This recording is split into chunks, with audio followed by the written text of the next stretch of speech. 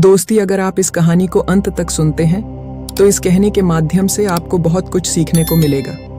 तो चलिए वीडियो को शुरू करते हैं। एक बार गौतम बुद्ध एक स्थान पर बैठकर साधना में लीन थे और कुछ देर के बाद उन्होंने अपनी आंखें खोली तो उन्होंने अपने प्रिय शिष्यों को अपने सामने पाया।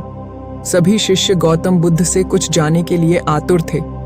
तभी एक शिष्य ने आगे बढ़कर कहा, हम जानना चाहते हैं कि उपदेशों का वास्तविक मूल्य क्या होता है। शिष्यों को संबोधित करते हुए गौतम बुद्ध बोले कि यह आवश्यक नहीं कि कोई भी साधु संत पूर्ण व्याख्या करके ही उपदेश दे, बल्कि वह किसी भी कार्य अथवा इशारे द्वारा भी उपदेश का महत्व समझा सकता है। और इसी विषय में मैं तुम्हें एक कहानी सुनाता हूँ, ध्यान से सुनो। एक नगर में एक शेठ रहता था। उसके पास अपार धन संपदा थी और उसका व्यापार दूर दूर तक फैला हुआ था।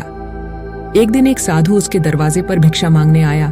तभी शेठ ने उसे भिक्षा दी और वह साधु जाने लगा तो शेठ ने उसे रोककर कहा, महाराज, मुझे कुछ उपदेश तो देते जाए।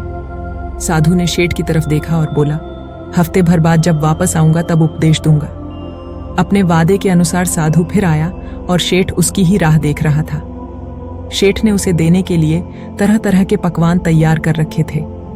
साधु ने उसके आगे अपना कमंडल कर दिया, लेकिन शेठ जैसे ही कुछ पकवान डालने लगा तभी उसका हाथ वहीं के वहीं रुक गया। शेठ बोला, महाराज, इसमें तो कूढ़ा है।